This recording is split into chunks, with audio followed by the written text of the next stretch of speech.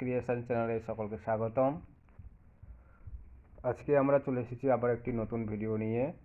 আজকে আমাদের বিষয় হচ্ছে সংস্কৃতির উপরে, মানে সংস্কৃতি কাকে বলে, সংস্কৃতির কী কী উপাদান ছিল, তার বৈশিষ্ট্য এবং গুরুত্ব, এগুলো নিয়ে আজকে আলোচনা করব। তো ভিডিওটি শুরু করার আগে চ্যানেলে যারা নতুন আছো চ্যানেলটিকে সাবস্ক্রাইব করো এবং পাশে থাকা বেল আইকনটিকে ক্লিক করো, যাতে আমাদের আরও নতুন নতুন ভিডিওর নোটিফিকেশন তোমাদের কাছে পৌঁছে যায়। প্রথমে লেখা আছে সংস্কৃতি কাকে বলে, সংস্কৃতির উপাদানগুলি কি কি। সমাজবদ্ধ মানুষের বিশিষ্ট পরিচয় হলো সংস্কৃতি। সুপ্রাচীনকাল থেকে আজ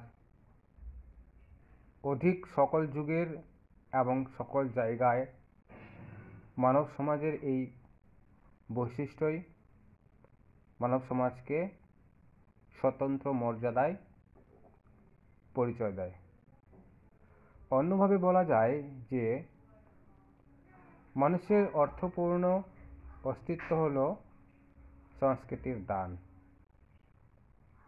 কালচার কথাটির ব্যুৎপত্তিগত অর্থ হল যা সংস্কার বা মার্জনার ফলে প্রাপ্ত। এই কালচার কথাটি এসেছে কোলো থেকে, যার অর্থ হল কর্ষণ করা বা উৎপাদন করা।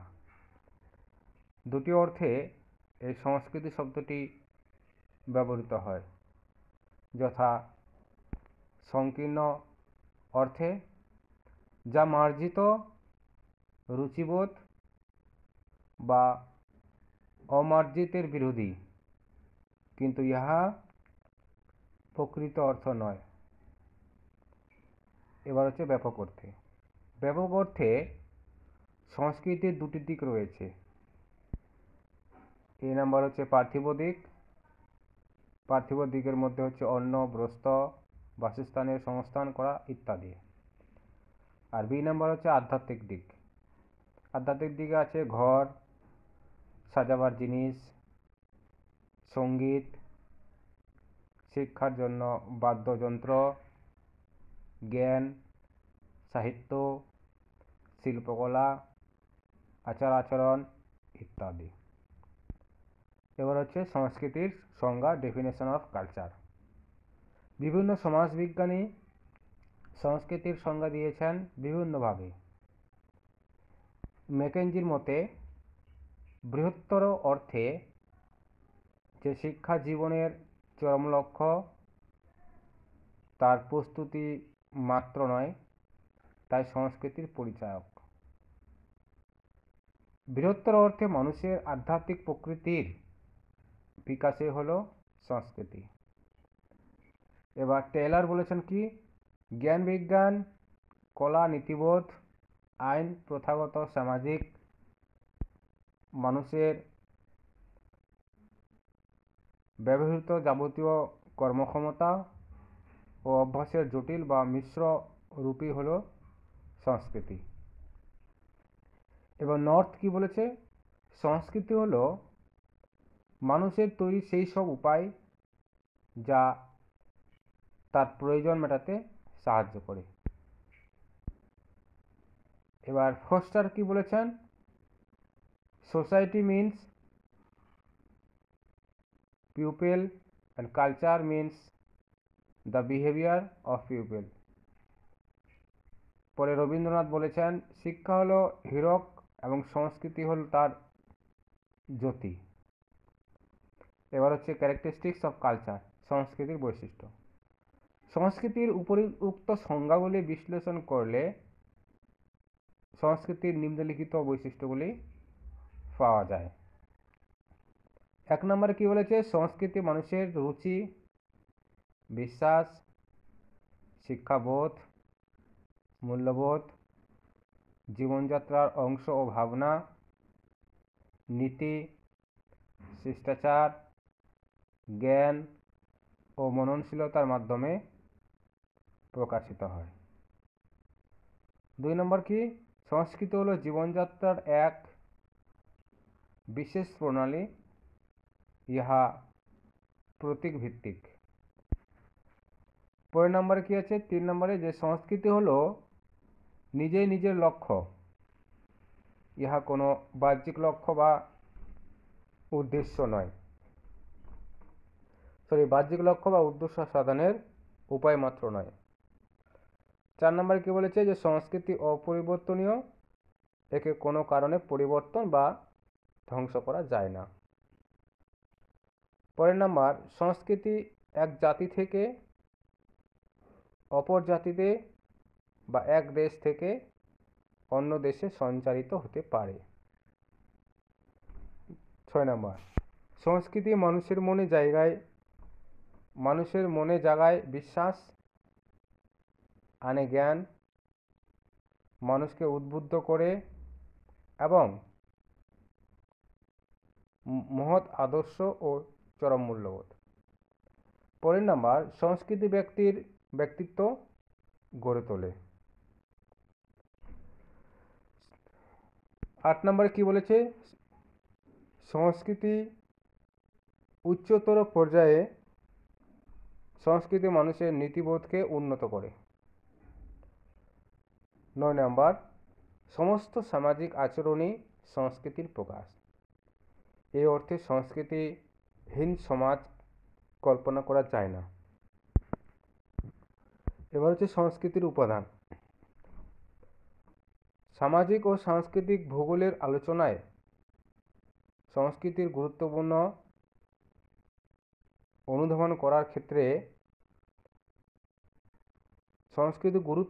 করার ক্ষেত্রে এর প্রধান উপাদানগুলি সম্পর্কে জ্ঞান থাকা প্রয়োজন। সংস্কৃতির উপাদানগুলিকে মূলত দুটি শ্রেণীতে ভাগ করা যায়। এক হচ্ছে ইন্দ্রিয় গ্রাহ্য উপাদান আর 2 হচ্ছে মানসিক উপাদান। ইন্দ্রিয় গ্রাহ্য উপাদান কি? মানুষ নিজস্ব বুদ্ধি, জ্ঞান, শিক্ষা, কর্মকুশলতা প্রভৃতির দ্বারা পার্থিব বিভিন্ন প্রকার বস্তু উৎপাদন করে। এই সমস্ত বস্তুগুলিকে তাদের প্রকৃত মান অনুযায়ী কতগুলি দৃষ্টিভঙ্গির পরিপ্রেক্ষিতে আদেশ আরোপ করা হয়। একে সংস্কৃতির বাস্তব বা ইন্দ্রিয় গ্রাহ্য উপাদান বলা যায়। এরূপ সংস্কৃতিকে স্পর্শ করা যায় ও দেখা যায়। এই সমস্ত মূল্যায়নযুক্ত সংস্কৃতির উপাদানগুলি মানুষের উন্নত চিন্তা ও চেতনার তথা উন্নত সংস্কৃতির প্রকাশ ঘটায়। যেমন হিন্দুদের মন্দির, মুসলমানদের মসজিদ, উপাসনা গৃহ, স্কুল, কলেজ, বিশ্ববিদ্যালয় প্রভৃতি ইশারাতসমূহ, এগুলি সর্বত্রই মানুষের নিজস্ব জ্ঞানের প্রয়োগ ঘটিয়ে সৃষ্টি করেছে। এগুলি কেবলমাত্র কংক্রিটের জঙ্গল নয়, এর উপর মানুষ মূল্যবোধ ও আদর্শ আরোপ করেছে, যেগুলি সংস্কৃতি হিসাবে বিশেষ তাৎপর্য বহন করে থাকে। এইসবই হলো মানুষের সংস্কৃতির বাহ্যিক উপাদান। এই উপাদানগুলির সাহায্যে মানুষের মানবিক ধারণা ও মূল্যবোধ প্রকাশ ঘটে থাকে। এবার হচ্ছে মানসিক উপাদান। সংস্কৃতির এইসব উপাদানগুলিকে চোখে দেখা যায় না বা স্পর্শ করা যায় না, কিন্তু অনুভব করা যায়। বাস্তবে এগুলি হলো সংস্কৃতির প্রধান উপাদান। যেমন মানুষের আনন্দ, বেদনা, আদর্শ, বিশ্বাস, ধ্যান ধারণা, চিন্তা, চেতনা, শিক্ষা, জ্ঞান প্রভৃতিকে অনুভূতির মাধ্যমে বুঝে নিতে হয়। তাই এগুলি হলো সংস্কৃতির মানসিক বা প্রতীকমূলক উপাদান। সাহিত্য চর্চা, সঙ্গীতের আসর, শিল্পকলা, দর্শন, নাটক, থিয়েটার প্রভৃতি মানুষের সংস্কৃতির অর্থাৎ এগুলি মানুষের সংস্কৃতিকে তুলে ধরে। এইসব উপাদানের দ্বারাই মানুষের সুখ দুঃখ, আশা আকাঙ্ক্ষা, ভাবনা চিন্তা প্রভৃতির অনুভূতি প্রকাশ পায়। উল্লেখ্য, মানুষের সমাজ ও সংস্কৃতি মানসিক উপাদানগুলির গুরুত্ব ও ভূমিকা খুবই বেশি। এবার হচ্ছে ইম্পর্টেন্স অফ কালচার। সমাজ জীবনে সংস্কৃতির গুরুত্ব অপরিসীম। সংস্কৃতির সামাজিক গুরুত্ব অত্যন্ত গভীর ও বিশেষভাবে ব্যাপক। এই বিষয়ে দ্বিমতের কোনো অবকাশ নেই। মানব সমাজে সংস্কৃতির ভূমিকা দুটি দিক থেকে পর্যালোচনা করা প্রয়োজন। এক হচ্ছে ব্যক্তিগত আর দুই হচ্ছে গোষ্ঠীগত। ব্যক্তিগত কি বলেছে? ব্যক্তির সামাজিক জীবনকে সংস্কৃতি বিভিন্নভাবে প্রভাবিত ও নিয়ন্ত্রণ করে। ব্যক্তির সামাজিক জীবনে সংস্কৃতির ভূমিকা অত্যন্ত গুরুত্বপূর্ণ। বস্তুত ব্যক্তিগত জীবনে সংস্কৃতির মূল্য অপরিসীম। যেমন সংস্কৃতির মাধ্যমে সমাজবদ্ধ মানুষ তার আচার ব্যবহারের এক নির্দিষ্ট পদ্ধতি বা ধারণা লাভ করে। দুই কি বলেছে? সংস্কৃতি ব্যক্তিকে মানুষ করে তোলে এবং যথার্থ সামাজিক জীবে পরিণত করে। তিন, সংস্কৃতির মাধ্যমে সমাজ জীবনের বিভিন্ন ঘটনার ব্যাখ্যা পাওয়া যায়। এই ব্যাখ্যার পরিপ্রেক্ষিতে ব্যক্তি মাত্রই তার ইতি কর্তব্য নির্ধারণ করে। দুই হচ্ছে গোষ্ঠী জীবনে। ব্যক্তিগত জীবনের মতো গোষ্ঠীগত জীবনেও সংস্কৃতির গুরুত্ব অপরিসীম। নিম্নে তা বর্ণনা করা হইল। এক কি, যে কোনো গোষ্ঠীর অন্তর্ভুক্ত ব্যক্তিবর্গের মধ্যে সংস্কৃতি এক আমরাবোধ এর সৃষ্টি করে। গোষ্ঠীর সকল সদস্যদের সবাইকে সংস্কৃতি প্রেম প্রীতির বন্ধনে আবদ্ধ করে। পরের নাম্বার, সংস্কৃতি হলো অত্যন্ত গুরুত্বপূর্ণ সামাজিক শক্তি। সমাজের শান্তি শৃঙ্খলা সংরক্ষণের ক্ষেত্রে এই শক্তির ভূমিকা অপরিহার্য। তিন, সমাজস্থ ব্যক্তিবর্গের মধ্যে সংস্কৃতি জ্ঞান অর্জনের আগ্রহ সৃষ্টি ও বৃদ্ধি করে। সমাজবদ্ধ মানুষের এই আগ্রহ নিরসনের জন্য সংস্কৃতি খুবই গুরুত্বপূর্ণ। পরের নাম্বার, সংস্কৃতি হলো সামাজিক আদর্শ ও মূল্যবোধের ধারক ও বাহক। গোষ্ঠী জীবনে ব্যক্তির আচার ব্যবহারকে সংস্কৃতি যুক্তিসঙ্গত ও দায়িত্বশীল করে তোলে। এবার হচ্ছে ভেরিয়েবিলিটি অফ কালচার, সংস্কৃতির ভিন্নতা। পৃথিবীর বিভিন্ন অঞ্চলে বা দেশে ভিন্ন ভিন্ন জনগোষ্ঠীর সংস্কৃতিগত আচার আচরণ স্বতন্ত্র ধরনের হয়ে থাকে। এ ধরনের পার্থক্য বা পরিবর্তনশীলতার পিছনে নানা ধরনের কারণ রয়েছে। যেমন হচ্ছে historical, geographical, dominant organism, individual, তারপর হচ্ছে ডিসকভারিজ, চেঞ্জ ইত্যাদি। এবার হচ্ছে কনক্লুশন। পৃথিবীর বিভিন্ন অঞ্চলের জনগোষ্ঠীর মধ্যে সংস্কৃতির ভিন্নতা লক্ষ্য করা যায়।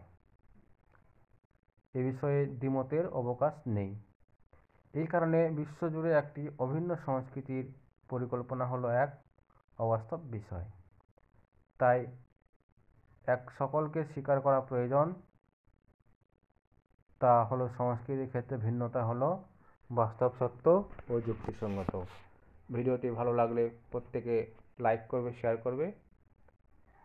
ধন্যবাদ।